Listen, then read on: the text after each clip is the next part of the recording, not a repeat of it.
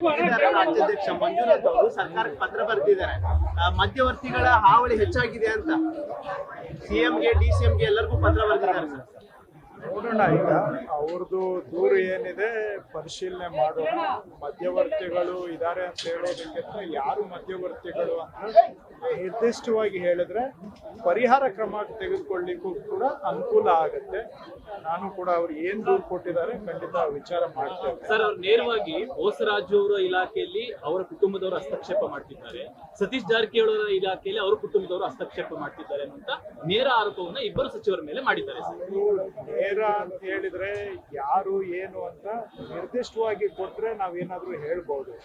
ಸುಮ್ಮನೆ ಕುಟುಂಬ ಹಸ್ತಕ್ಷೇಪ ಅಂತ ಹೇಳಿದ್ರೂ ಕೂಡ ಅದು ಯಾವ್ದು ಪ್ರಕರಣದಲ್ಲಿ ಯಾವ್ದು ರೀತಿ ಹಸ್ತಕ್ಷೇಪ ಅಂತ ಹೇಳಿದ್ರೆ ಖಂಡಿತ ಅದನ್ನ ತನಿಖೆ ಮಾಡಬಹುದು. ಈ ಕಾಂಗ್ರೆಸ್ ಅವರ ವಿಪಕ್ಷವಿದ್ದಾಗ 40% ಆರೋಪ ಮಾಡಿದಂತ ಸಂದರ್ಭದಲ್ಲಿ ಯಾವುದೇ ದಾಖಲಾತಿ ಕೊಟ್ಟಿರಲಿಲ್ಲ. ಸೊ ಬಿಜೆಪಿ ಅವರು ಇದನ್ನೇ ಕೇಳ್ತಿದ್ರು. ಈಗ ಅವರು ಹೇಳ್ತಿರೋದು ಬಿಜೆಪಿ ಅವರು, ಈಗ ಸಚಿವರು ಏನ್ ಹೇಳ್ತಾರೆ?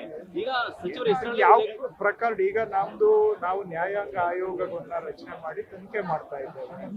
ನಾವು ಏನು ಅದು ಈಗ ಕೋವಿಡ್ ನಲ್ಲಿ ಹಿಂದಿನ ಸರ್ಕಾರದಲ್ಲಿ ಭ್ರಷ್ಟಾಚಾರ ನಡೆದಿದೆ ಅಂತ ಬಿಜೆಪಿ MLA ಅವರು ಕೂಡ ಹೇಳಿದ್ದಾರೆ, ಬಿಜೆಪಿ ನಾಯಕರೇ ಹೇಳಿದ್ದಾರೆ ಕೋವಿಡ್ ನಲ್ಲಿ ಭ್ರಷ್ಟಾಚಾರ ನಡೆದಿದೆ ಅಂತ. ಆದ್ರೂ ಕೂಡ ನಾವು ಅದನ್ನ ಒಂದು ಪ್ರಾಪರ್ ತನಿಖಾ ವ್ಯವಸ್ಥೆಯ ಮುಖಾಂತರ ತನಿಖೆ ಮಾಡಿಸ್ತಾ ಇದ್ದೇವೆ.